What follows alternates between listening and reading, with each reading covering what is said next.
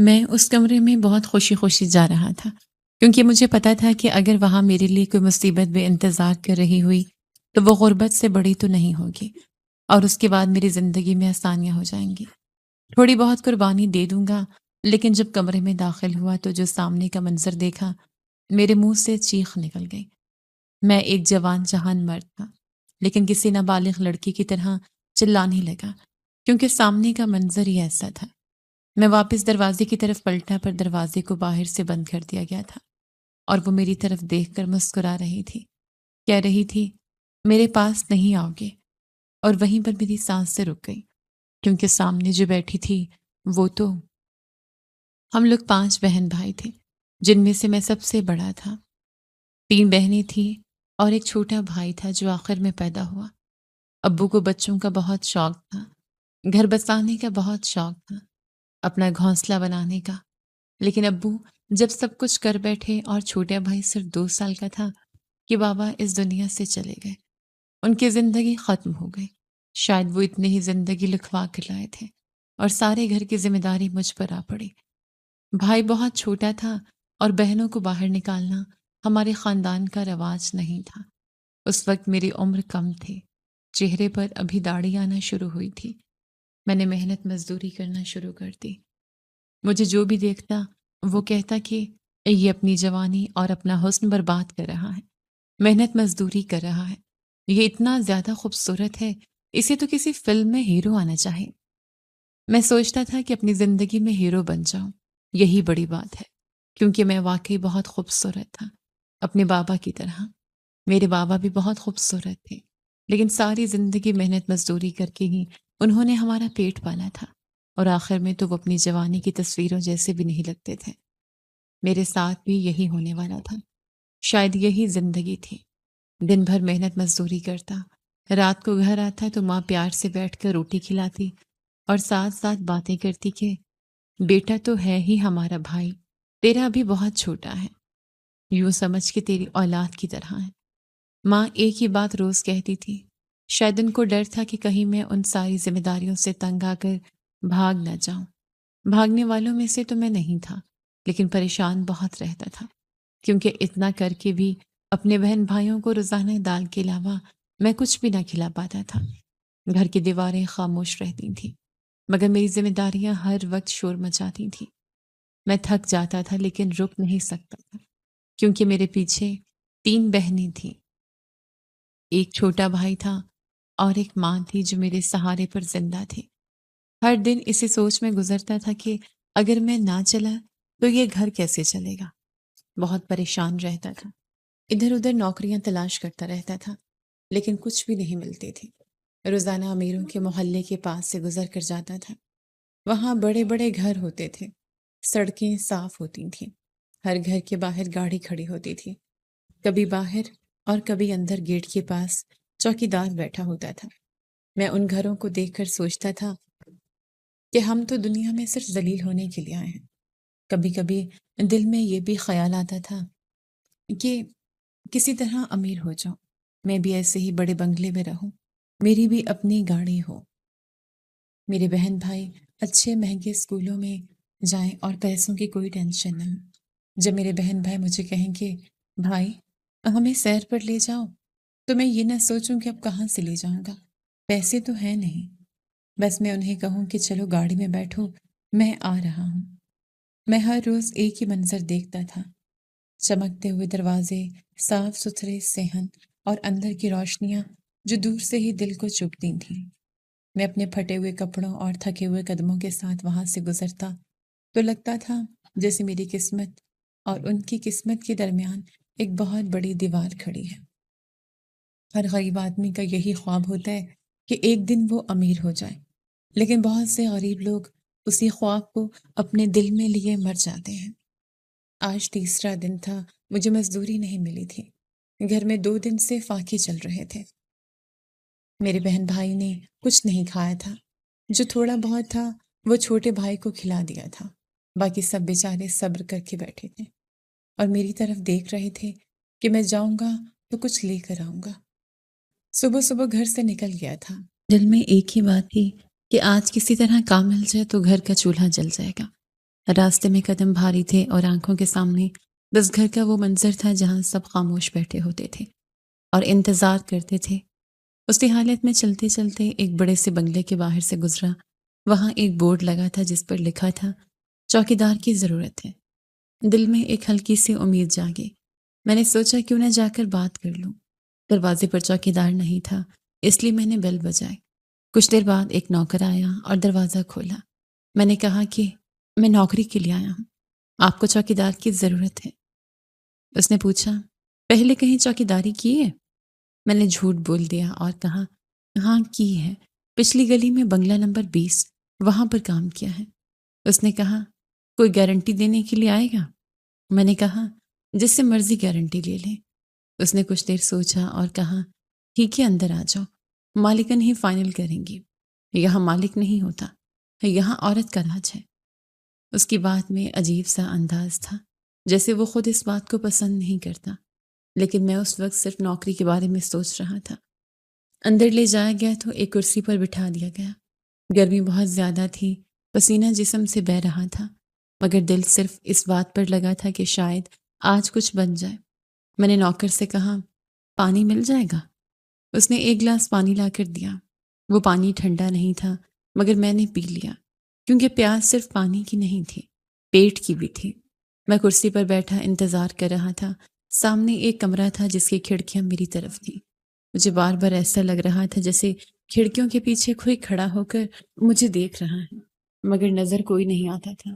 بس ایک عجیب سا احساس تھا جیسے اس گھر میں ہر چیز خاموش نہیں بلکہ دیکھ رہی ہو۔ تھوڑی دیر بعد اس گھر کی مالکن آ گئی۔ اس کا قد لمبا تھا، انداز شاہانہ تھا، عمر تقریباً 45 سال کے قریب لگ رہی تھی۔ مہنگے کپڑے پہنے ہوئے تھے، چہرے پر سختی اور اعتماد دونوں ساتھ تھے۔ اسے دیکھ کر ایک لمحے میں سمجھ گیا کہ یہ وہ عورت ہے جو آسانی سے فیصلہ نہیں کرتی اور ہر بات کو پرکھتی ہے۔ نوکر نے اس کو میرے بارے میں بتایا۔ وہ خاموشی سے سنتی رہی۔ پھر اس نے مجھے غور سے دیکھا۔ بہت گہری نظر تھی، ایسی نظر جیسے انسان کو لفظوں سے نہیں بلکہ اندر سے پڑھا جا رہا ہو۔ میں اسی لمحے سمجھ گیا کہ شاید یہ آسان بات نہیں ہوگی، مگر پھر بھی دل میں ایک ہی بات تھی کہ بات کر لینے میں کیا جاتا ہے۔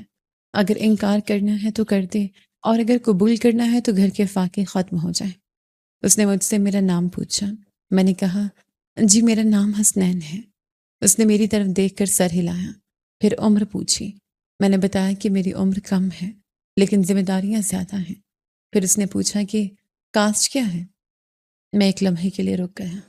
میرے ذہن میں یہ بات آئی کہ چوکیداری کی نوکری میں کاسٹ کیوں پوچھی جا رہی ہے، مگر میں نے بات کو سیدھا رکھا اور کہا جی ہم مرائی ہیں، ہمارے باپ دادا زمیندار تھے لیکن اب ہمارے پاس کچھ بھی نہیں بچا۔ اس نے میری بات سن کر ایک نظر مجھے دیکھا اور کہا چلو ارائیوں کے خاندان سے ہو، کوئی کمی کمین تو نہیں ہو؟ میں نے فوراً کہا نہیں جی، اللہ کا شکر ہے ایسا کچھ نہیں ہے، ہم عزت والے لوگ ہیں، بس حالات خراب ہو گئے ہیں۔ اس نے پھر مجھ سے پوچھا کہ کتنے بہن بھائی ہو؟ اس کے سوال ایسے تھے جیسے وہ نوکری نہیں بلکہ میری پوری زندگی کو تول رہی ہوں۔ میں اندر سے حیران بھی تھا اور پریشان بھی تھا، مگر چہرے پر خاموشی رکھے ہوئے تھا۔ وہ ایک کرسی پر آرام سے بیٹھی تھی، اس کے انداز میں سختی بھی تھی اور ایک عجیب سا اختیار بھی تھا، جیسے وہ ہر بات کو پہلے سے جان لیتی ہو۔ پھر وہ بولی کہ تمہیں نوکری پر رکھ لیتی ہوں، پیسے کتنے لوگے؟ میں نے کہا جتنے آپ مناسب سمجھے، میں کچھ نہیں کہہ سکتا۔ اس نے مجھے پھر غور سے دیکھا، جیسے میری بات کے پیچھے سچ تلاش کر رہی ہوں۔ اس نے پوچھا کہ پہلے کتنے کما لیتے تھے؟ میں نے کہا کبھی کام مل جاتا تھا، کبھی نہیں، کبھی 10,000، کبھی 15,000، اور زیادہ سے زیادہ 17 یا 18,000 تک کما لیتا تھا۔ یہ سن کر وہ تھوڑا سا آگے جھکی اور بولی کہ میں تمہیں 40,000 دوں گی، کافی ہے؟ میں اس کی بات سن کر ایک لمحے کے لیے ساکت رہ گیا، جیسے کانوں پر یقین نہ آئے۔ میں نے فوراً کہا جی جی بالکل، یہ کافی ہے۔ اس نے پھر اچانک ایک سوال کیا کہ حفاظت کی چیز تمہارے پاس ہے؟ میں ایک لمحے کو سمجھا نہیں۔ پھر اس نے دوبارہ پوچھا تو میں نے جلدی سے کہا نہیں جی، میرے پاس کچھ نہیں ہے، پہلے تھی لیکن میں نے بیچ دی ہے۔ میں جھوٹ بول رہا تھا، دل میں خوف بھی تھا اور ضرورت بھی تھی، کیونکہ نوکری کھونا میرے بس میں نہیں تھا۔ میرے بہن بھائیوں کے چہرے میرے سامنے تھے جو 2 دن سے بھوکے تھے۔ اس نے فوراً پوچھا، کیوں بیچ دی؟ میں نے کہا، بس غربت میں آ کر سب کچھ چلا گیا۔ اس نے سر ہلایا اور کہا، پاگل ہو تم؟ زمین اور حفاظت کی چیز کبھی نہیں بیچتے۔ اس کی بات میں ایک عجیب سا تجربہ تھا، جیسے وہ زندگی کو بہت قریب سے دیکھ چکی ہوں، مگر میرے لیے اس وقت سب سے بڑا مسئلہ نوکری تھا، نہ کہ اس کی نصیحت۔ پھر وہ کچھ لمحے خاموش رہی اور پھر بولی، ٹھیک ہے، ہم انتظام کر لیں گے، تم کل سے نوکری پر آ جانا۔ میں نے جلدی سے کہا، میں آج سے ہی بیٹھ جاتا ہوں، مجھے ابھی کام شروع کرنا ہے۔ اس نے میری طرف دیکھا اور کہا، ٹھیک ہے، آج سے ہی بیٹھ جاؤ۔ میں کچھ کہنا چاہتا تھا مگر رک گیا۔ میرے اندر ایک عجیب سا بوجھ تھا، جیسے میں کچھ مانگنے آیا تھا اور بہت جلدی سب کچھ مل بھی گیا تھا، اور شک بھی ہو رہا تھا۔ اس نے پوچھا، کیا بات ہے؟ میں نے کہا، کچھ نہیں، بس میں بیٹھ گیا۔ تھوڑی دیر بعد نوکر نے مجھے چائے لا دی۔ میں نے چائے ہاتھ میں لی تو وہ عام سی چائے تھی، مگر میرے لیے اس وقت وہ ایک بڑی نعمت لگ رہی تھی۔ چائے پیتے ہوئے بھی میرے ذہن میں میرا گھر چل رہا تھا، میرے بہن بھائیوں کے چہرے، ماں کی تھکن اور وہ خالی برتن جو 2 دن سے بھرے نہیں تھے۔ میں وہاں بیٹھا تھا اور سوچ رہا تھا کہ میرے گھر والے پانی تک نہیں پیے ہوں گے، اور میں یہاں ایک بڑے بنگلے میں چائے پی رہا ہوں۔ چند گھنٹے گزر گئے، وقت جیسے رینگ رہا تھا، کبھی خاموشی گہری ہو جاتی تھی، کبھی دروازے کی آواز آتی تھی اور دل تیز ہو جاتا تھا۔ شام ہونے لگی تھی، سورج آہستہ آہستہ نیچے جا رہا تھا اور اس گھر کے اندر روشنی بڑھ رہی تھی۔ اسی دوران نوکر آیا، اس کے ہاتھ میں 5,000 روپے تھے۔ اس نے کہا کہ بی بی جی نے یہ ایڈوانس بھیجا ہے، اگر کوئی ضرورت ہو تو استعمال کر لو۔ میرے ہاتھ وہ پیسے دیکھ کر تھوڑے کام گئے، میں نے پہلی بار اتنے سیدھے طریقے سے پیسے ہاتھ میں دیکھے تھے۔ اس نے مزید کہا کہ کل وقت پر آ جانا، اور اگر رات کو بھی رک سکتے ہو تو تنخواہ ڈبل ہو جائے گی۔ میں نے حیرانی سے پوچھا، ڈبل سے کیا مطلب ہے؟ اس نے کہا کہ 50 یا 60 نہیں بلکہ 80,000 تک بھی ہو سکتی ہے۔ یہ سن کر میرے اندر ایک عجیب سی لہر دوڑ گئی، جیسے کوئی دروازہ اچانک کھل گیا ہو۔ میں نے فوراً کہا، ٹھیک ہے، میں کل سے صبح آؤں گا اور رات بھی رکوں گا، بس صبح 2 گھنٹے کے لیے گھر چلا جاؤں گا۔ اس نے کہا، ٹھیک ہے، اور چلا گیا۔ میں نے وہ 5,000 روپے جیب میں رکھے اور دل میں اللہ کا شکر ادا کیا کہ شاید آج زندگی بدلنے کا راستہ مل گیا ہے۔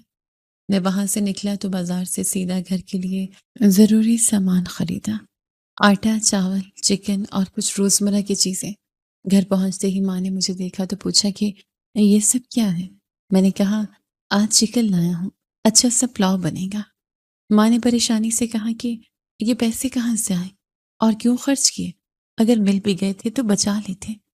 میں نے مسکرا کر کہا کہ ماں، مجھے 40,000 کی نوکری ملی ہے، بلکہ آگے جا کر 80,000 بھی ہو سکتی ہے۔ ماں یہ سن کر خاموش ہو گئی، پھر اس کے چہرے پر حیرت آئی اور اس نے کہا، اتنی بڑی تنخواہ چوکیدار کو کون دیتے ہیں؟ میں نے کہا، آج کل حالات مختلف ہیں اور میں جوان ہوں، اس لیے مجھے زیادہ ذمہ داری دی جا رہی ہے۔ ماں نے زیادہ بحث نہیں کی، بس سر ہلایا اور کہا، جیسے تمہیں ٹھیک لگے ویسے کرو۔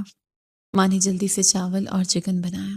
گھر میں پہلی بار 2 دن بعد اچھا کھانا بنا تھا۔ سب بہن بھائی اکٹھے بیٹھ گئے اور پہلی بار سب نے پیٹ بھر کر کھانا کھایا۔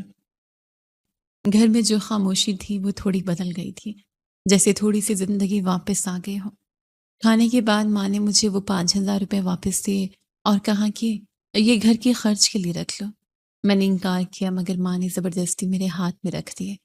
اس رات پہلی بار دل میں تھوڑا سا سکون آیا تھا۔ میں نے ماں کو بتایا کہ ممکن ہے مجھے رات بھی رکنا پڑے گا۔ اس نے تھوڑا پریشان ہو کر دیکھا، مگر پھر آہستہ سے کہا، ٹھیک ہے، اللہ تمہاری حفاظت کرے۔ رات کو جب میں سویا تو میرے ذہن میں وہ بڑا بنگلہ، وہ سخت عورت اور وہ 5,000 روپے بار بار آتے رہے، اور ایک ہی سوال دل میں چلتا رہا کہ کیا واقعی میری زندگی بدلنے والی ہے؟ صبح صبح میں آیا تو بی بی جی کہیں جانے کی تیاری میں تھی۔ گاڑی باہر کھڑی تھی اور گھر کے اندر ایک عجیب سی مصروفیت تھی۔ نوکر ادھر ادھر سامان درست کر رہے تھے۔ میں نے انہیں دور سے دیکھ کر بتا دیا کہ میں رات کو بھی رک جایا کروں گا۔ وہ رکی نہیں، بس چلتے چلتے بولی، ٹھیک ہے، اور گاڑی میں بیٹھ کر چلے گئے۔ ان کے جانے کے بعد گھر ایک دم خاموش ہو گیا، جیسے شور ان کے ساتھ ہی نکل گیا ہو۔ میں اپنے کام پر بیٹھ گیا، لیکن اس بڑے بنگلے کی وسعت اب بھی ذہن پر حاوی تھی۔ اونچی دیواریں، صاف صحن اور ہر طرف پھیلی ہوئی خاموشی جس میں صرف گھڑی کی ٹک ٹک سنائی دیتی تھی۔ اس گھر میں ہر چیز منظم تھی، ہر چیز اپنی جگہ پر تھی، مگر پھر بھی ایک عجیب سا احساس تھا جیسے کچھ چھپا ہوا ہو۔ میرے لیے ایک چھوٹا سا کمرہ بنایا گیا تھا جو سائڈ پر تھا۔ اس کمرے سے باہر کا پورا منظر نظر آتا تھا اور وہاں سی سی ٹی وی کیمرے بھی لگے ہوئے تھے۔ میں کبھی باہر بیٹھ جاتا، جب دھوپ تیز ہوتی تو اسی کمرے میں آ کر بیٹھ جاتا۔ کھانا اچھا مل رہا تھا، چائے، شربت، پانی، ہر چیز وقت پر مل جاتی تھی۔ میں پہلی بار محسوس کر رہا تھا کہ بھوک اور فکر دونوں ایک ساتھ کم ہو رہے ہیں۔ ایک دن میں اسی کمرے کے قریب کھڑا تھا جب مجھے لگا کہ کچن کی پچھلی دیوار کے پاس کوئی سایہ سا ہے، جیسے کسی نے مجھے دیکھ کر فوراً سرکا لیا ہو۔ میں نے فوراً اس طرف دیکھا مگر وہاں کوئی نہیں تھا، صرف دیوار تھی اور ہلکی سی ہوا چل رہی تھی۔ میں نے خود کو تسلی دی کہ شاید وہم ہوگا یا کوئی بچہ ہوگا۔ اسی خیال کے ساتھ میں نے نوکر سے پوچھا کہ گھر میں کوئی بچہ ہے؟ اس نے صاف کہا، نہیں، گھر میں کوئی بچہ نہیں ہے، صرف بیوی جی کی ایک بیٹی ہے جو الگ رہتی ہے اور بڑے صاحب 2 سال پہلے فوت ہو چکے ہیں۔ ان کے بعد یہ ساری دولت اور گھر انہی کے پاس ہے۔ اس کی بات سن کر مجھے ساری تصویر سمجھ آ گئی کہ واقعی یہ لوگ بہت امیر ہیں اور یہ گھر مکمل طور پر ایک الگ دنیا ہے۔ میں اندر سے مطمئن تھا کہ کم از کم یہاں بھوک کا مسئلہ نہیں ہے اور نہ ہی کسی نے میرے ساتھ بدتمیزی کی ہے، بلکہ میرا خیال رکھا جا رہا ہے۔ بی بی جی نے پہلے ہی کہہ دیا تھا کہ اگر گھر کے لیے کچھ لے جانا ہو تو لے جا سکتے ہو، ضرورت سے زیادہ سالن، پھل یا کوئی بھی چیز ہو تو حسنین کو دے دیا جائے، وہ اپنے گھر لے جائے گا۔ یہ بات سن کر مجھے پہلی بار لگا تھا کہ شاید یہ لوگ سخت نہیں ہیں بلکہ دل سے خیال رکھنے والے ہیں۔ لیکن جب بھی بی بی جی مجھے دیکھتی تھیں تو ان کی آنکھوں میں ایک عجیب سی کیفیت ہوتی تھی، جیسے وہ کچھ کہنا چاہتی ہوں مگر لفظ نہیں نکلتے تھے۔ ایک دن انہوں نے اچانک مجھ سے پوچھا، تمہاری امی خوش ہیں؟ میں نے کہا، جی بہت خوش ہیں، وہ آپ کو بہت دعائیں دیتی ہیں۔ وہ تھوڑی دیر خاموش رہیں، پھر بولی، تم شادی کیوں نہیں کر لیتے؟ یہ سوال میرے لیے غیر متوقع تھا۔ میں نے فوراً جواب دیا کہ ابھی شادی کیسے کر سکتا ہوں، گھر کی ذمہ داریاں ہیں، ابھی تو روٹی پانی کا مسئلہ حل ہوا ہے، شادی کا سوچ بھی نہیں سکتا۔ انہوں نے آہستہ سے کہا کہ ہاں، جب پیسہ ہو تو ذمہ داریاں آسان ہو جاتی ہیں، پیسہ نہ ہو تو انسان صرف ذمہ داریاں ہی پوری کرتا ہے۔ میں نے سر ہلایا اور کہا، جی یہ بات ٹھیک ہے۔ دن گزرتے گئے اور میں اسی گھر میں کام کرتا رہا۔ وقت کے ساتھ ایک معمول بن گیا تھا۔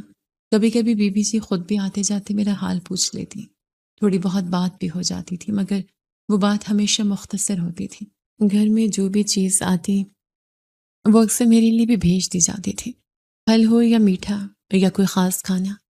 ایک دن میں نے دیکھا کہ بی بی جی کیک لے کر آ رہی ہیں۔ شام کا وقت تھا، تھوڑی دیر بعد نوکر میرے پاس آیا اور چائے کے ساتھ کیک کا ایک ٹکڑا رکھ دیا۔ ایک اور دن جب میں گھر میں پھل لے آئی تو وہ پلیٹ میں کٹ کر میرے لیے بھی بھیج دیے گئے۔ آہستہ آہستہ میرا جسم بھی بہتر ہونے لگا تھا، چہرے پر تھکن کم ہو گئی تھی اور صحت بھی ٹھیک ہو رہی تھی۔ لوگوں کی نظر میں بھی فرق آنے لگا تھا، میں پہلے سے زیادہ بہتر دکھائی دینے لگا تھا اور اس بات کا مجھے خود بھی احساس ہونے لگا تھا۔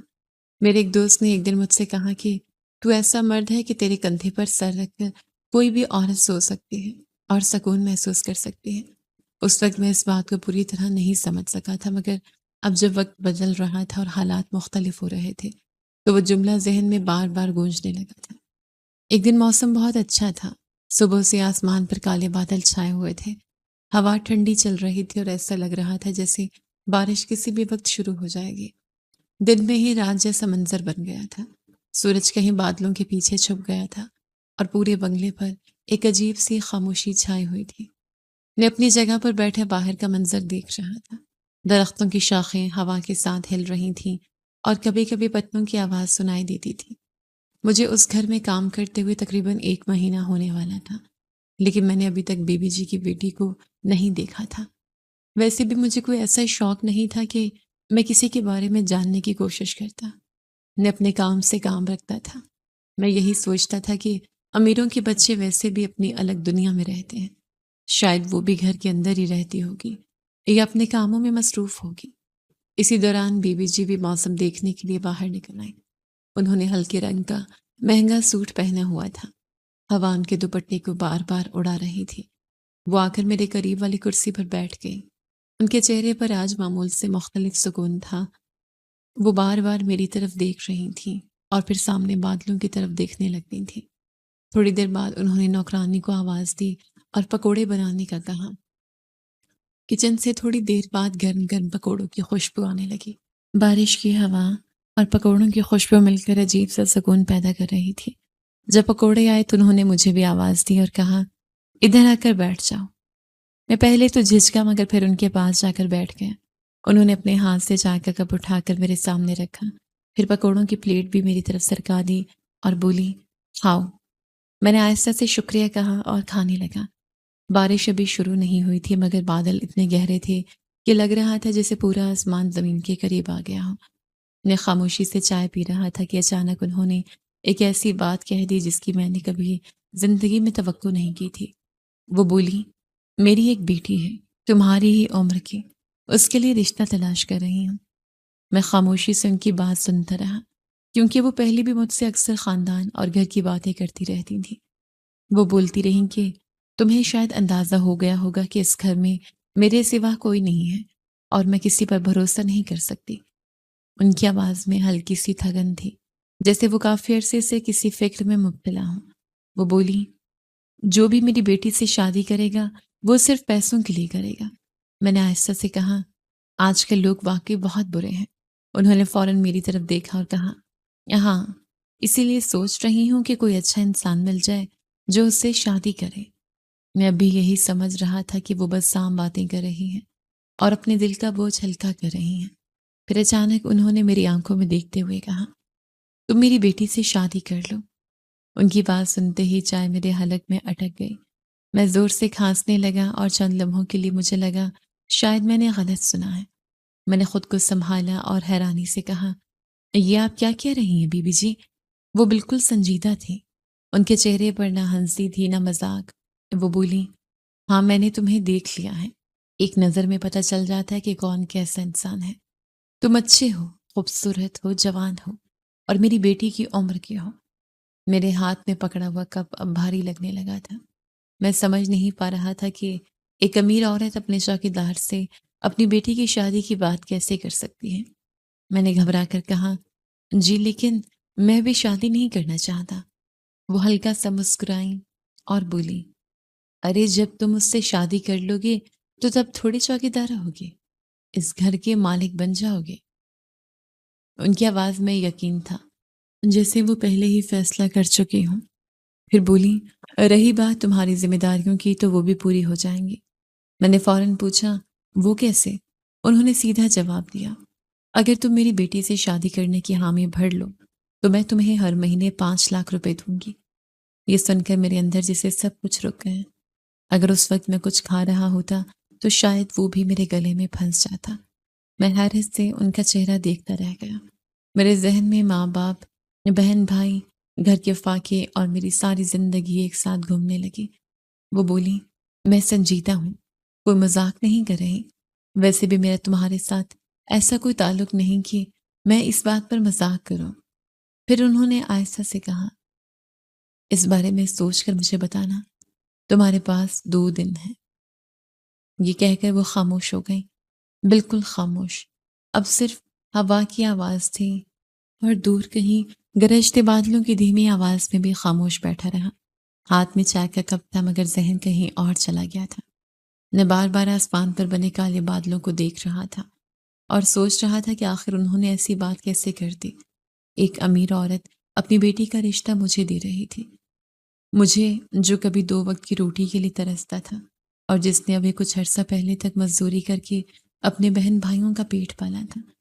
انہوں نے مجھے رات کو گھر جانے کی اجازت دے دی اور جاتے جاتے یہ بھی کہا کہ کل بھی بے شک مت آنا، برسوں اگر تم نے فیصلہ کر لیا تو آ کر مجھے بتا دینا، اور اگر فیصلہ نہ کیا تو اپنی نوکری پر بیٹھ جانا، تمہاری نوکری تم سے کوئی نہیں چھینے گا۔ میں خاموشی سے وہاں سے نکل آیا۔ راستے بھر ہوا ٹھنڈی چل رہی تھی مگر میرے دماغ کے اندر عجیب گرمی تھی۔ گھر پہنچا تو اماں نے مجھے دیکھتے ہی پوچھا کہ آج اتنی جلدی کیسے آ گئے؟ میں نے کہا کہ 1 دن کی چھٹی مل گئی ہے۔ اماں خوش ہو گئی، جیسے انہیں بھی ایک دن کے لیے سکون مل گیا ہو۔ وہ فوراً میرے لیے اچھا سا کھانا بنانے لگی، کیونکہ اب گھر میں پہلے جیسی تنگی نہیں رہی تھی۔ میری تنخواہ بھی آ چکی تھی اور راشن بھی پورا تھا۔ کچن سے پکنے والے سالن کی خوشبو آ رہی تھی۔ بہنیں بھی خوش تھیں اور چھوٹا بھائی میرے ارد گرد گھوم رہا تھا، مگر میرا دل کہیں اور اٹکا ہوا تھا۔ میں چارپائی پر بیٹھا چھت کو دیکھتا رہا۔ میرے کانوں میں بار بار بی بی جی کی آواز گونج رہی تھی، تم میری بیٹی سے شادی کر لو۔ میں جتنا اس بات کو سوچتا اتنا ہی حیران ہوتا جاتا۔ میں سوچتا تھا کہ اگر میری جگہ کوئی اور ہوتا تو فوراً ہاں کر دیتا۔ آخر ایک غریب آدمی کے سامنے اتنا بڑا موقع آئے تو وہ کیوں چھوڑے؟ لیکن میرے دل میں ایک عجیب سا ڈر بھی تھا۔ میں یہی سوچ رہا تھا کہ آخر ایک امیر عورت اپنی بیٹی کی شادی ایک چوکیدار سے کیوں کرنا چاہتی ہے؟ پھر میرے ذہن میں سوال اٹھنے لگے، ایک کے بعد ایک۔ میں نے موبائل نکالا اور یوں ہی ویڈیوز دیکھنے لگا۔ اچانک ایک ریل سامنے آئی جس میں ایک امیر باپ اپنی پاگل بیٹی کی شادی پیسے کے زور پر ایک خوبصورت لڑکے سے کرواتا ہے۔ وہ ویڈیو دیکھتے ہی میرے دماغ میں جیسے بجلی سے گونج گئی۔ میں فوراً سیدھا ہو کر بیٹھ گیا اور دل میں کہا، ہاں، یہی بات ہو سکتی ہے۔ میں نے سوچنا شروع کیا کہ شاید ان کی بیٹی پاگل ہو یا نفسیاتی مریضہ ہو، یا پھر لوگوں کے سامنے آنے سے ڈرتی ہو، کیونکہ جب سے میں اس گھر میں آیا تھا میں نے اس لڑکی کو ایک بار بھی باہر آتے جاتے نہیں دیکھا تھا۔ میں اپنے ذہن میں طرح طرح کی تصویریں بنانے لگا۔ کبھی سوچتا شاید اس کی پہلے شادی ہوئی ہو اور طلاق ہو گئی ہو، کبھی سوچتا شاید وہ بہت زیادہ موٹی ہو، کبھی خیال آتا شاید بہت بدصورت ہو یا کسی بیماری کا شکار ہو۔ پھر یہی سوچتا کہ امیر لوگ بغیر فائدے کے کوئی کام نہیں کرتے، یہ تو ہم غریب ہوتے ہیں جو کبھی دل سے فیصلے کر لیتے ہیں، ورنہ امیر لوگ ہر قدم حساب سے اٹھاتے ہیں۔ پوری رات میں یہی سوچتا رہا، کبھی چھت کو دیکھتا، کبھی آنکھیں بند کر لیتا، مگر دماغ خاموش نہیں ہو رہا تھا۔ پھر آہستہ آہستہ ایک اور خیال میرے دل میں آنے لگا۔ میں نے اپنے بہن بھائیوں کے چہرے یاد کیے، وہ دن یاد کیے جب گھر میں ایک وقت کی روٹی بھی نہیں ہوتی تھی، جب ماں خالی برتنوں کے سامنے خاموش بیٹھی رہتی تھی، جب چھوٹا بھائی بھوک سے روتا تھا اور بہنیں پانی پی کر سو جاتی تھیں۔ میں نے خود سے کہا کہ اگر واقعی اس لڑکی میں کوئی مسئلہ بھی ہے تو کیا ہوا، مہینے کے 5 لاکھ روپے کم نہیں ہوتے، اور پھر یہ پورا گھر، یہ دولت، یہ سب کچھ ایک دن میرا ہو سکتا ہے۔ میں نے دل میں سوچا کہ اگر میری قربانی سے میرے بہن بھائیوں کا مستقبل سنور سکتا ہے تو یہ سودا برا نہیں ہے۔ اسی سوچ کے ساتھ آخر کار میں نے فیصلہ کر لیا کہ میں ہاں کر دوں گا۔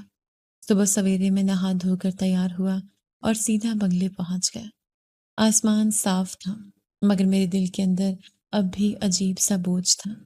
میں اندر گیا تو بی بی جی لان میں بیٹھی چائے پی رہی تھیں۔ انہوں نے مجھے دیکھا تو فوراً سمجھ گئیں کہ شاید میں فیصلہ کر چکا ہوں۔ میں ان کے سامنے جا کر کھڑا ہو گیا اور آہستہ سے کہا کہ میرا فیصلہ ہاں ہے۔ ان کے چہرے پر ایک لمحے کے لیے خوشی چمکی، مگر انہوں نے فوراً خود کو سنبھال لیا۔ وہ بولی، مجھے معلوم تھا تم سمجھدار لڑکے ہو۔ پھر میں نے ہمت کر کے پوچھا، لیکن مجھے اور کیا ملے گا؟ انہوں نے ذرا حیرانی سے پوچھا، کیا مطلب؟ میں نے کہا کہ کیا میری فیملی بھی اس گھر میں رہ سکتی ہے؟ وہ چند لمحے خاموش رہیں، پھر بولی، دیکھو ابھی فی الحال تم انہیں کسی اچھے گھر میں رکھو، اس کا کرایہ بھی ہم دیں گے۔ پھر جب تمہارا اور ماریہ کا معاملہ ٹھیک ہو جائے گا اور تم دونوں کے درمیان اچھی انڈرسٹینڈنگ بن جائے گی تو پھر جیسے وہ چاہے گی ویسے ہو جائے گا۔ یہ پہلی بار تھا جب مجھے اس لڑکی کا نام پتہ چلا، ماریہ۔ میں نے دل میں یہ نام دہرایا اور خاموشی سے سر ہلا دیا۔ بی بی جی آج بہت خوش لگ رہی تھی، مگر وہ اپنی خوشی چھپانے کی کوشش کر رہی تھی۔ وہ بولی، اب شادی کی تیاری کرتے ہیں، لیکن ہم کسی کو نہیں بلائیں گے، تم بھی اپنی فیملی کو نہیں بتاؤ گے۔ ایک دفعہ تم دونوں کے درمیان سمجھ بوجھ بن جائے، پھر بعد میں سب کو بتا دینا۔ میں نے فوراً کہا، ٹھیک ہے، ویسے بھی وہ مجھے اتنا کچھ دے رہی تھی تو میں کیا کہتا۔ میں جانتا تھا کہ اس وقت میری حیثیت ایک نوکر سے زیادہ نہیں تھی، اور وہ اپنے پیسوں سے میری پوری زندگی بدل رہی تھی۔ میں خاموشی سے ہر بات مانتا جا رہا تھا۔ پھر وہ بولی، شادی سادگی سے ہوگی، لیکن میں تمہیں پورا دلہا بناؤں گی۔ میری بیٹی کے دل میں یہ حسرت نہیں رہنی چاہیے کہ اس کا دلہا اچھی شیروانی پہن کر نہیں آیا یا اچھے سے تیار نہیں ہوا۔ میں نے کہا، جی، جیسے آپ کی مرضی۔ وہ اٹھ کھڑی ہوئیں اور بولی، تھوڑی دیر میں ہم شاپنگ کے لیے نکلیں گے، تیار رہنا۔ میں وہیں کھڑا انہیں دیکھتا رہا اور سوچتا رہا کہ چند مہینے پہلے تک میں مزدوری کرتا تھا اور آج ایک امیر عورت اپنی بیٹی کی شادی کے لیے مجھے دلہا بنانے جا رہی ہے۔ ہم شاپنگ کرنے کے لیے ایک بہت بڑے مال میں چلے گئے۔ میں زندگی میں پہلی بار ایسے مال میں آیا تھا جہاں ہر طرف روشنیاں ہی روشنیاں تھیں، بڑے بڑے شیشے، چمکتے فرش، مہنگی خوشبوئیں اور اچھے کپڑے پہنے لوگ۔ میں نے ہمیشہ ایسے مال صرف دور سے دیکھے تھے، اندر آنے کا کبھی سوچا بھی نہیں تھا۔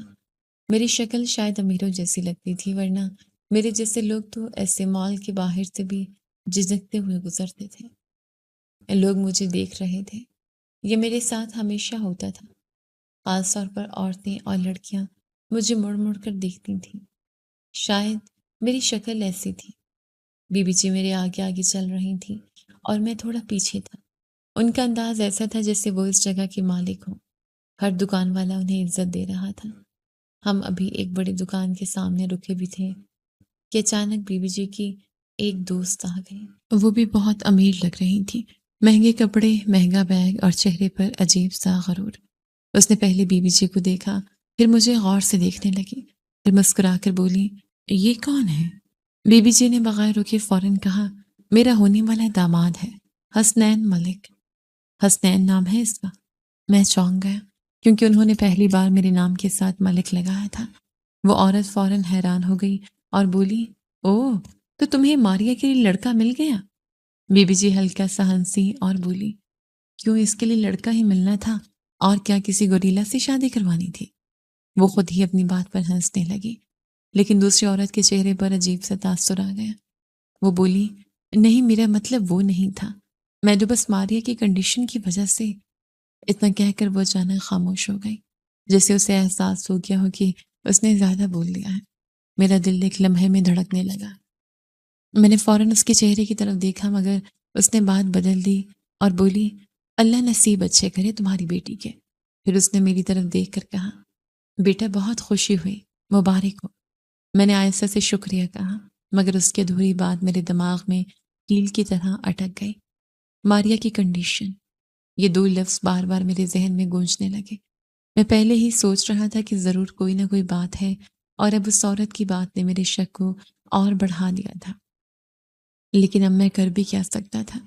میری زندگی اس موڑ پر پہنچ چکی تھی جہاں پیچھے مڑنے کا مطلب پھر وہی غربت، وہی فاقے اور وہی بے بسی تھی۔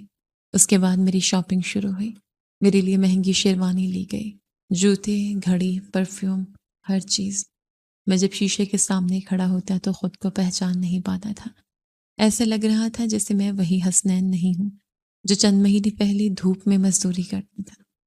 بی بی جی ہر چیز خود پسند کر رہی تھی۔ وہ بار بار کہتی تھیں کہ میرے داماد کو ہر چیز بہترین چاہیے۔ ان کے منہ سے داماد کا لفظ سن کر عجیب سا احساس ہوتا تھا۔ اسی دوران انہوں نے شادی کی تاریخ بھی طے کر دی۔ انہوں نے کہا، ہم اسی جمعے کو شادی کریں گے۔ جمعے کا دن بابرکت ہوتا ہے۔ مجھے حیرانی ہوئی کہ وہ ایک لمحہ بھی ضائع نہیں کرنا چاہتی تھی۔ پھر شادی کا دن آ گیا۔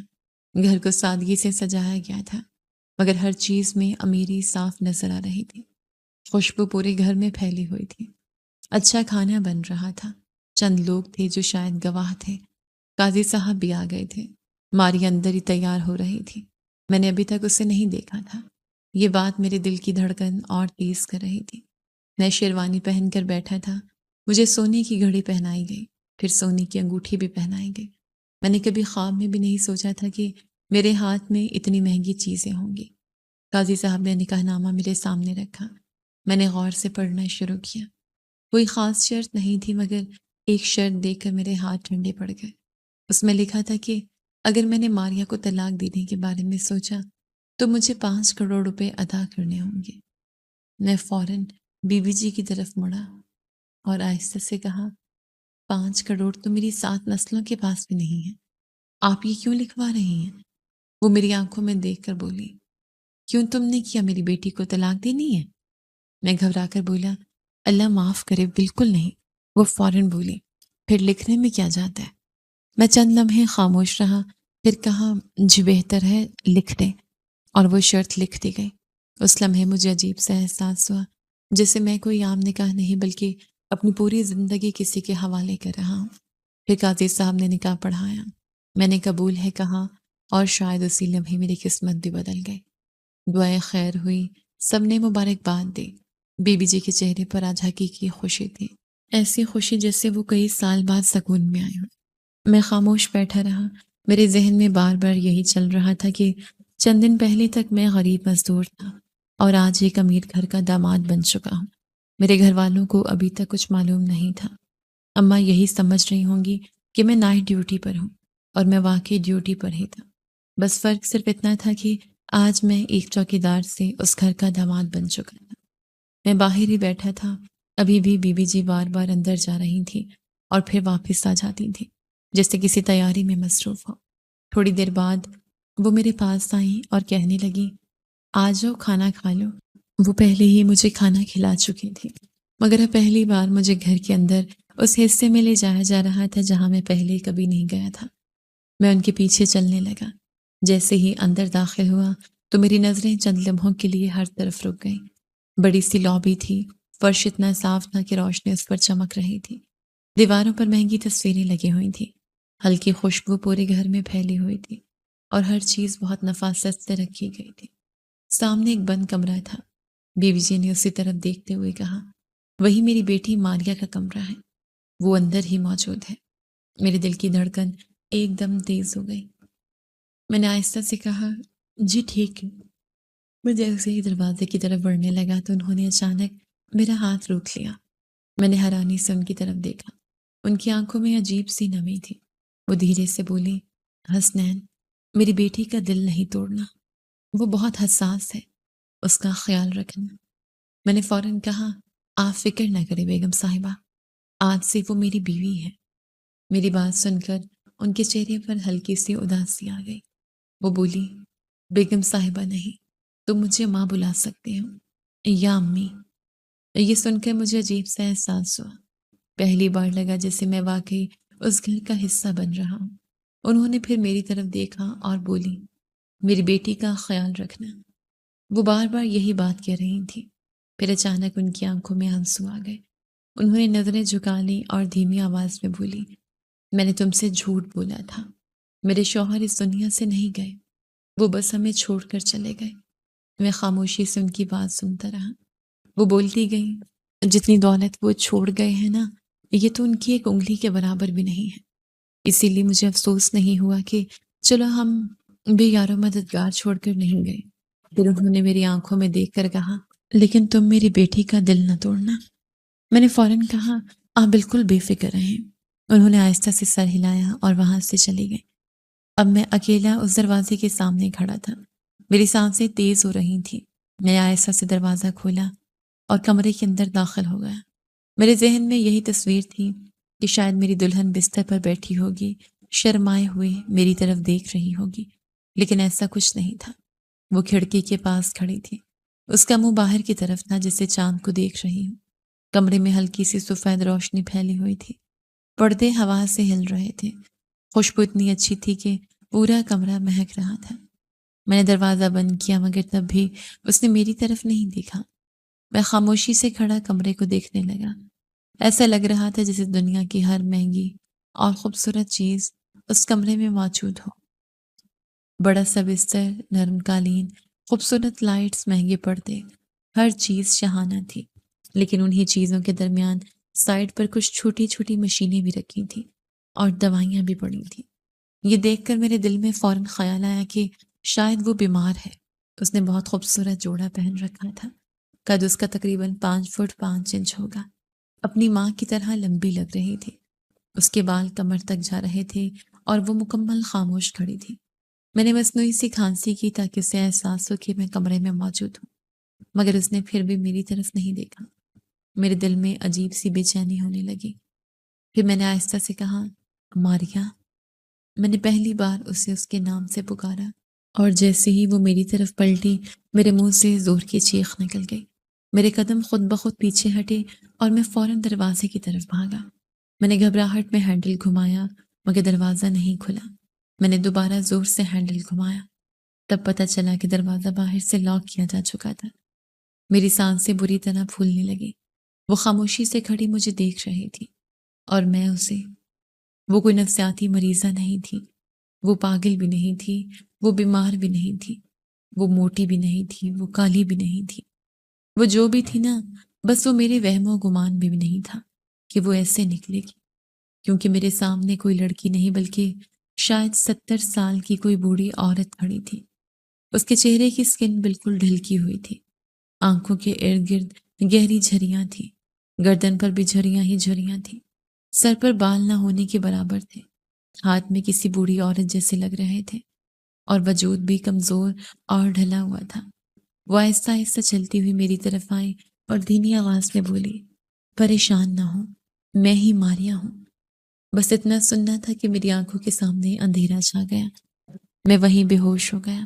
شاید ان لوگوں کو پہلے سے اندازہ تھا کہ ایسا ہو سکتا ہے، اسی لیے دروازہ باہر سے لاک کیا گیا تھا تاکہ میں بھاگ نہ سکوں۔ لیکن اب جب میں بے ہوش ہو گیا تو وہ مجھے اٹھا کر ہسپتال لے گئے۔ جب میری آنکھ کھلی تو میں ہسپتال کے کمرے میں تھا۔ سفید دیواریں، دوائیوں کی بو اور مشینوں کی آوازیں سنائی دے رہی تھیں۔ میرے پاس صرف بی بی جی بیٹھی تھی۔ میں ان کی طرف دیکھ بھی نہیں پا رہا تھا۔ میرے اندر غصہ بھی تھا، دھچکا بھی تھا اور ایک عجیب سی گھٹن بھی تھی۔ وہ خاموش بیٹھی رہی، شاید انہیں معلوم تھا کہ میں کیا محسوس کر رہا ہوں۔ 2 گھنٹے کے علاج کے بعد وہ مجھے واپس گھر لے آئے۔ شکر تھا کہ وہ مجھے دوبارہ ماریا کے کمرے میں نہیں لے گئے۔ مجھے باہر لابی میں بٹھایا گیا۔ انہوں نے خود میرے لیے پانی ڈالا۔ ان کے ہاتھ ہلکے ہلکے کانپ رہے تھے۔ پھر وہ دھیرے سے بولی، میری بیٹی کو ایک بیماری ہے جس میں انسان بہت کم عمر میں ہی بوڑھا دکھائی دینے لگتا ہے۔ انہوں نے روتے ہوئے کہا، اس بیماری کا نام پروجیریا ہے۔ پھر وہ ماضی کی باتیں سنانے لگی۔ وہ بولی، جب ماریا صرف 2 سال کی تھی تب اس کے چہرے پر جھریاں پڑنی شروع ہو گئی تھی۔ ہم لوگ بہت پریشان ہو گئے تھے، ہمیں سمجھ ہی نہیں آ رہا تھا کہ کیا ہو رہا ہے۔ پھر ڈاکٹروں نے بتایا کہ اسے پروجیریا ہے۔ وہ روتے ہوئے بولی، اس کی اصل عمر تمہارے جتنی ہی ہے، مگر جسم 70 سال کے انسان جیسا ہو گیا ہے۔ میں خاموشی سے ان کی بات سنتا رہا۔ وہ بولتی رہی، اس کا دل تو وہی ایک لڑکی والا ہے، اس کے اندر بھی وہی جذبات ہیں جو ہر جوان لڑکی کے ہوتے ہیں۔ وہ بھی خواب دیکھتی تھی، وہ بھی چاہتی تھی کہ اس کی شادی ہو، کوئی خوبصورت انسان اسے چاہے، اس کا ہاتھ پکڑے، اس کے ساتھ زندگی گزارے۔ پھر انہوں نے اپنے آنسو صاف کیے اور کہا، لیکن اس بیماری نے اس کی پوری زندگی چھین لی۔ وہ بولی، میں نے اس سے وعدہ کیا تھا کہ میں اس کی شادی ایک بہت خوبصورت انسان سے کرواؤں گی۔ میں سر جھکائے بیٹھا رہا۔ وہ بولی، تم پہلے نہیں تھے، 2-3 لڑکوں کو میں نے یہی آفر دی تھی، لیکن جب انہوں نے ماریا کو دیکھا تو سب بھاگ گئے، کسی نے بھی اس کے ساتھ رہنے کے لیے ہاں نہیں کی۔ ان کی آواز ٹوٹنے لگی۔ وہ بولی، اسی لیے اس بار میں نے تمہیں پہلے ماریا نہیں دکھائی، نکاح کے بعد دکھائی۔ اب تم طلاق نہیں دے سکتے کیونکہ 5 کروڑ کی شرط لکھی جا چکی ہے۔ پھر وہ دونوں ہاتھ جوڑ کر رونے لگی۔ وہ بولی، مجھے پتہ ہے میں نے تمہارے ساتھ برا کیا، لیکن میں مجبور ماں ہوں، مجھے معاف کر دو۔ میں دونوں ہاتھوں سے سر پکڑ کر بیٹھ گیا۔ میرے دل میں طوفان چل رہا تھا۔ میں نے آہستہ سے کہا، آپ اپنی جگہ شاید ٹھیک ہوں گی، لیکن میرا کیا قصور تھا؟ یہ سن کر وہ اور زیادہ رو پڑی۔ پھر بولی، میں کیا کہہ سکتی ہوں، اس بیماری میں ویسے بھی عمر زیادہ نہیں ہوتی۔ ڈاکٹر کہتے ہیں کہ شاید وہ زیادہ عرصہ زندہ نہ رہ سکے، جتنے سال ہیں اس کے ساتھ ایک نارمل شوہر کی طرح گزار لو۔ یہ کہہ کر وہ واقعی میرے پاؤں پکڑنے لگی۔ میں گھبرا کر فوراً پیچھے ہٹا۔ وہ میری ماں کی عمر کی تھی۔ میں نے فوراً انہیں سہارا دے کر اٹھایا اور کہا، آپ پریشان نہ ہو۔ اس کے بعد میں کافی دیر خاموش بیٹھا سوچتا رہا۔ میرے سامنے میری پرانی زندگی گھوم رہی تھی، غربت، فاقے، ماں کی آنکھیں، بہن بھائیوں کی بھوک۔ پھر میں نے گہری سانس لی اور کہا، سب ٹھیک ہو جائے گا، آپ فکر نہ کریں۔ یہ کہنے کے بعد میں اٹھا اور دوبارہ ماریا کے کمرے کی طرف چلا گیا۔ اس بار میرے قدم پہلے جیسے نہیں تھے۔ میں دروازہ کھول کر اندر داخل ہوا تو وہ خاموش بیٹھی تھی۔ اس کی آنکھوں میں خوف تھا، شاید اسے لگ رہا تھا کہ میں بھی باقی لوگوں کی طرح بھاگ جاؤں گا۔ میں ایسے جا کر بیٹھ گیا جیسے کچھ ہوا ہی نہ ہو۔ پھر میں نے وہ منہ دکھائی کا تحفہ اس کی طرف بڑھایا جو اصل میں بی بی جی نے ہی مجھے دیا تھا تاکہ میں اسے دے سکوں۔ میں نے مسکرا کر کہا، تم بہت خوبصورت لگ رہی ہو۔ میری بات سن کر اس کی آنکھیں بھر آئیں۔ وہ دھیرے سے بولی، خوبصورت تو نہیں لگ رہی، پتہ تو چل ہی گیا ہوگا۔ میں نے فوراً کہا، چھوڑو ان باتوں کو، بیوی تو ہو نا میری۔ پھر میں نے آہستہ سے کہا، جو بھی وقت ہمارے ساتھ لکھا ہے ہم اچھے سے گزاریں گے۔ یہ سب بولنا میرے لیے آسان نہیں تھا، لیکن اس لمحے مجھے پہلی بار اس پر ترس نہیں بلکہ درد محسوس ہوا تھا۔ ایک ایسی لڑکی جو اندر سے آج بھی جوان تھی مگر جسم نے اس کا ساتھ چھوڑ دیا تھا۔ اب اس بات کو 3 سال گزر چکے ہیں۔ بی بی جی نے میرے لیے بہت کچھ کیا، میری فیملی کے لیے 10 مرلے کا گھر بنوایا، میری بہن بھائی اچھے اسکولوں میں پڑھ رہے ہیں، ہر مہینے 5 لاکھ روپے ملتے ہیں، لیکن آج تک میں نے اپنی شادی کے بارے میں اماں کو نہیں بتایا کیونکہ وہ یہ سب برداشت نہیں کر پائیں گے۔ میں بس موقع ڈھونڈ رہا ہوں کہ کسی دن انہیں سب کچھ بتا دوں۔ باقی ماریا کے ساتھ میری زندگی ویسے ہی گزر رہی ہے جیسے ایک میاں بیوی کی گزرتی ہے۔ ہم کہیں باہر نہیں جاتے کیونکہ لوگ گھورتے ہیں، باتیں کرتے ہیں، اسی لیے ہم گھر کے اندر ہی اپنی چھوٹی سی دنیا میں رہتے ہیں۔ کبھی فلم دیکھ لیتے ہیں، کبھی بیٹھ کر باتیں کرتے ہیں، کبھی اچھا کھانا کھا لیتے ہیں۔ اسے مسلسل دوائیوں کی ضرورت رہتی ہے، علاج بھی چلتا رہتا ہے۔ ڈاکٹر نے تو یہاں تک کہہ دیا کہ شاید 2 سال بعد وہ اس دنیا میں نہ رہے کیونکہ اس کا جسم بہت کمزور ہو چکا ہے۔ لیکن اب میں یہی سوچتی ہوں کہ بیماری تو کسی کو بھی ہو سکتی ہے، اس بیچارے کا اس میں کیا قصور ہے؟ جب تک وہ میرے ساتھ ہے میں اس کا ساتھ اچھے سے نبھاؤں گا۔ اب آپ لوگ بتائیں کہ اگر آپ میں سے کوئی میری جگہ ہوتا تو کیا ایسا کرتا؟ ماریا بہت اچھی انسان ہے، بہت اچھی لڑکی ہے۔ شروع میں مجھے لگا کہ شاید میں یہ سب برداشت نہیں کر پاؤں گا، لیکن وقت کے ساتھ مجھے احساس ہوا کہ انسان کی اصل خوبصورتی اس کے چہرے میں نہیں بلکہ اس کے دل میں ہوتی ہے۔ ماریا کا دل بہت خوبصورت ہے، وہ بہت نرم مزاج ہے، بہت خیال رکھنے والی ہے۔ اگر میں تھکا ہوا گھر آؤں تو فوراً پوچھتی ہے کہ طبیعت تو ٹھیک ہے؟ اگر میں خاموش رہوں تو بار بار وجہ پوچھتی ہے۔ کبھی کبھی خود بیمار ہونے کے باوجود میرے لیے چائے بنا دیتی ہے اور پھر ہنس کر کہتی ہے کہ دیکھو میں ابھی اتنی کمزور بھی نہیں ہوئی۔ اس کی باتیں، اس کا انداز، اس کی ہنسی، یہ سب میرے دل میں اتر چکا ہے۔ اب تو مجھے یہ سوچ کر ہی ڈر لگتا ہے کہ اگر وہ مجھے چھوڑ کر چلی گئی تو شاید میری زندگی میں ایک ایسا صدمہ رہ جائے گا جو کبھی ختم نہیں ہوتا۔ میں اسے کبھی نہیں بھول پاؤں گا، نہ اس کی باتوں کو، نہ اس کی شخصیت کو، نہ اس دل کو جو واقعی بہت خوبصورت ہے۔ اب میں صرف یہی دعا کرتا ہوں کہ اللہ اسے صحت دے دے، لمبی زندگی دے، کیونکہ کچھ لوگ چہرے سے نہیں بلکہ اپنے دل سے خوبصورت ہوتے ہیں اور ماریا انہی لوگوں میں سے ایک ہے۔